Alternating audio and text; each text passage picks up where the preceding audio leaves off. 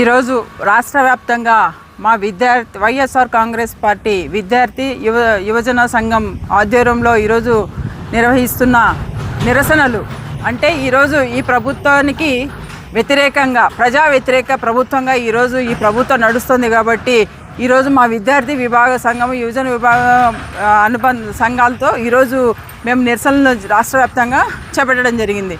ఎందుకంటే ముఖ్యంగా ఫస్ట్ ఏదైతే ఆంధ్ర రాష్ట్రంలో జరిగిన డిఎస్సి మీద, అదేవిధంగా ఫీజు రియంబర్స్మెంట్ బకాయిల మీద, అదేవిధంగా నిరుద్యోగ భృతి మీద, ఈ 3 పాయింట్ల మీద ఈరోజు రాష్ట్ర వ్యాప్తంగా మా వైఎస్ఆర్ కాంగ్రెస్ పార్టీ విద్యార్థి విభాగం నిరసనలు చేపట్టడం జరిగింది. ఎందుకంటే ఈ ప్రభుత్వానికి దాదాపుగా 2 సంవత్సరాల వరకు టైం ఇవ్వడం జరిగింది.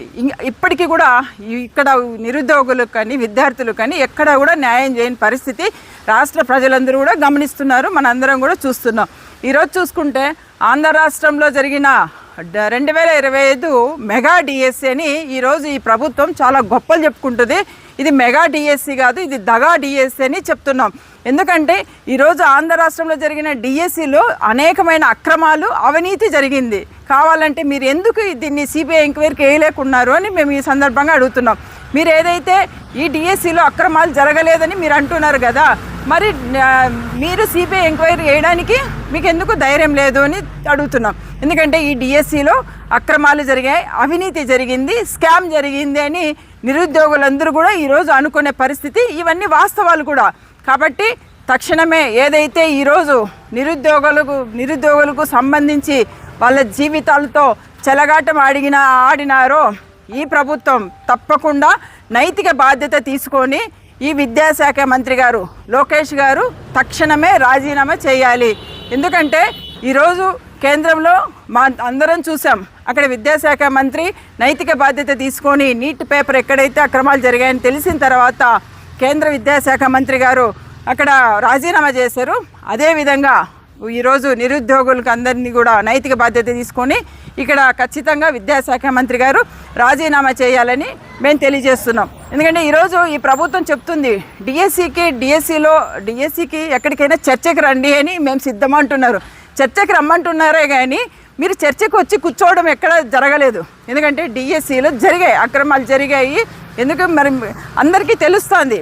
ఈరోజు డిఎస్సిలో ఫస్ట్ మెయిన్గా జరిగింది మా స్పోర్ట్స్ కోటా వచ్చేటప్పటికి స్పోర్ట్స్ కోటాలో ఏదైతే కొత్తగా ఎప్పుడు లేని విధంగా కొత్త జీవోలు తీసుకొచ్చి ఈరోజు స్పోర్ట్స్ కోటాను 421 పోస్టులు స్పోర్ట్స్ కోటా కింద ఇవ్వడం జరిగింది. అది కూడా టెట్, అదేవిధంగా డిఎస్సి అర్హత పరీక్ష ఎటువంటివి లేకోకుండా కూడా పోస్టులు ఇవ్వడం, స్పోర్ట్స్ కోటాలో పోస్టులు ఇవ్వడం ఇవి అక్రమాలు కాదా అని నేను అడుగుతున్నా. అదేవిధంగా ఏదైతే fake certificates, backup certificates, fake certificates పెట్టి ఈరోజు అనర్హులకు అందరికీ కూడా మీరు ఉద్యోగాలు ఇవ్వడం మాట వాస్తవం కాదా అని నేను అడుగుతున్నా. ఇవన్నీ కూడా అనుమానాలు కాదు, వాస్తవాలని తెలియజేస్తున్నాం. ఎందుకంటే ఎప్పుడు లేదు స్పెషల్ డిఎస్సి, ఎప్పుడు కూడా స్పోర్ట్స్ కోటాకు సపరేట్ డిఎస్సి అనేది ఎప్పుడు లేదు. డిఎస్సిలోనే స్పోర్ట్స్ కోటాకు సంబంధించి ఉద్యోగాలు వచ్చేటివి.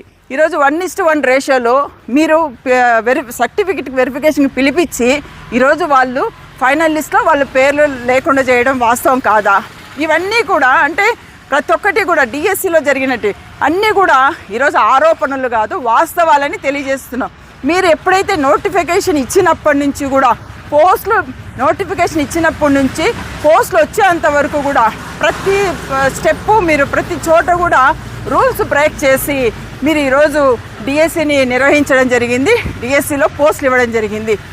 ఈరోజు ఇది నిజంగా ఇది మెగా డిఎస్సి అని మీరు చెప్పుకుంటున్నారు కానీ ఇది దగా డిఎస్సినే. మేము దీనికి సంబంధించినంతవరకు ఆధారాలతో సహా కూడా మేము గవర్నర్ గారికి కూడా రిప్రజెంట్ చేయడం జరిగింది. ఈరోజు మా ఎంపీలందరూ కూడా పార్లమెంట్లో కూడా ఈరోజు వాళ్ళు వాయిదా తీర్మానం కూడా డిఎస్సి మీద కూడా అడగడం జరిగింది. ఎందుకంటే ఆంధ్ర రాష్ట్రంలో జరిగిన డిఎస్సి మీద ఖచ్చితంగా సిబిఐ ఎంక్వైరీ జరగాలని మేము డిమాండ్ చేస్తున్నాం. అదేవిధంగా ఈరోజు చూసుకుంటే ఫీజు రియంబర్స్మెంట్, ఈరోజు విద్యార్థులందరూ కూడా వాళ్ళ తల్లిదండ్రులు ఎంతో బాధపడే పరిస్థితి. దాదాపుగా 9,000 కోట్లు ఈరోజు బకాయిలు పెట్టారు. నిజంగా ఈరోజు ఏదైతే విద్యార్థులు వాళ్ళ చదువులు చేసుకున్న కంప్లీట్ అయిన తర్వాత సర్టిఫికేట్స్ తీసుకోవడానికి పోతే అక్కడ మేనేజ్మెంటు వాళ్ళకు ఫీజు కట్టాలని వాళ్ళని ఇబ్బంది పెట్టే పరిస్థితి. ఇటు మీరు ఈ ప్రభుత్వము ఇటు మేనేజ్మెంట్స్కు అదేవిధంగా ఇటు విద్యార్థులకు ఇద్దరికీ కూడా ద్రోహం చేస్తుంది, మోసం చేస్తుందని తెలియజేస్తున్నాం.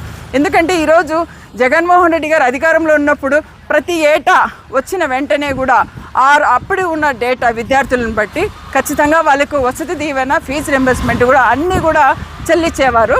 ఆ రోజు విద్యార్థులు కూడా ఎటువంటి టెన్షన్ లేకుండా కూడా ఎగ్జామ్స్ రాసి వాళ్ళ కోర్సు కంప్లీట్ చేసి బయటకు వచ్చే పరిస్థితి. కానీ ఈరోజు ప్రతి విద్యార్థి వాళ్ళ తల్లిదండ్రులు ఇద్దరు కూడా బాధపడే పరిస్థితి, భయాందోళనకు గురయ్యే పరిస్థితి ఈరోజు ఈ ప్రభుత్వంలో నడుస్తుంది. అదేవిధంగా చూసుకుంటే నిరుద్యోగ భృతి ఎంత గొప్పలు చెప్పారంటే ఈ ప్రభుత్వం అధికారంలోకి రావడానికి సూపర్ 6 నిరుద్యోగ భృతి అని చెప్పడం జరిగింది. నిరుద్యోగ భృతి కూడా ఎక్కడికి వెళ్ళినా ఊదరగొట్టడం, ప్రతి ఎన్నికలలో ఏ సభలకు వెళ్ళినా కూడా ఊదరగొట్టారు. మేము అధికారంలోకి వచ్చిన వెంటనే ప్రతి ఒక్క ఇంటికి ప్రతి ఒక్క నిరుద్యోగికి 3,000 నెలకు 3,000 చొప్పున ఇస్తామని చెప్పడం జరిగింది.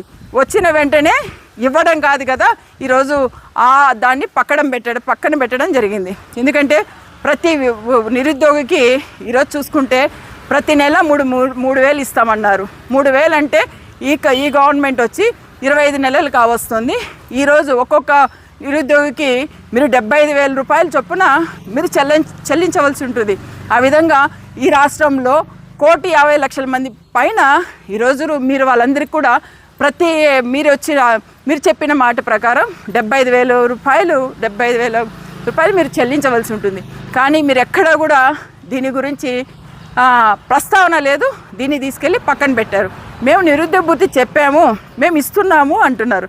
ఏది మీరు ఇస్తున్నారండి? మీరు అబద్ధాలు చెప్తున్నారంటే ఈ రాష్ట్రానికి మేము 23 లక్షల కోట్ల పెట్టుబడిని తీసుకొచ్చాము, దాంట్లో 21 లక్షల మందికి ఉద్యోగాలు ఇచ్చామని ఎక్కడికి వెళ్ళినా కూడా ముఖ్యమంత్రి గారు అలాగే విద్యాశాఖ మంత్రి గారు గొప్పలు చెప్పుకోవడమే తప్ప ఇక్కడ ఎక్కడా కూడా వాస్తవం లేదు. ఎందుకంటే ఈరోజు పార్లమెంటు జరిగేటప్పుడు అక్కడున్న ఎంపీలు ఒక క్వశ్చన్ వేశారు, ఆంధ్ర రాష్ట్రంలో ఎంతమంది నిరుద్యోగులు ఉన్నారు అన్న ఎంత పెట్టుబడులు వచ్చాయి అని ఒక క్వశ్చన్ ఇస్తే కేంద్ర ప్రభుత్వం ఆన్సర్ ఏం చెప్పిందండి? 6,900 కోట్లు మాత్రమే ఇక్కడ పురోగతి చెందుతోంది. ఇక్కడ దానికి సంబంధించి 21,000 పోస్టులు మాత్రమే ఇక్కడ వస్తాయని చెప్పడం జరిగింది. ఇంతకన్నా అంటే రాష్ట్రానికి వచ్చినప్పుడు ముఖ్యమంత్రి గారేమో ఇక్కడ ఈ విధంగా చెప్తున్నారు, కేంద్రమే మనకు కరెక్ట్గా లెక్కలతో సహా మనకి ఇచ్చినప్పుడు ఇక్కడ నిరుద్యోగులకు మీరు మోసం చేసినట్లు కాదా అని అడుగుతున్నా, నిరుద్యోగులకు మీరు దగా చేసినట్లు కాదా అని నేను ఈ ప్రభుత్వాన్ని ప్రశ్నిస్తున్నా. ఈ విధంగా ఎప్పుడూ కూడా ఉద్యోగస్తులకు, నిరుద్యోగులకు, విద్యార్థులకు అందరికీ కూడా ఈరోజు అన్యాయం చేస్తూ పోతున్నారు. ఈరోజు నిరుద్యోగుల పరిస్థితి చూస్తే ఈరోజు జాతీయ స్థాయిలో కూడా ఈరోజు 29 సంవత్సరాల లోపల ఉన్న నిరుద్యోగులు దాదాపుగా జాతీయ స్థాయిలో 14.9% ఉన్నారు. అదే రాష్ట్రం స్థాయి ఆంధ్ర రాష్ట్రానికి వచ్చినప్పటికీ 21% ఉన్నారు. అదేవిధంగా అందులో యువకులు చూసుకుంటే దాదాపుగా వాళ్ళు 17% మంది ఉన్నారు. అదే మహిళలు చూసుకుంటే 28% ఉన్నారు.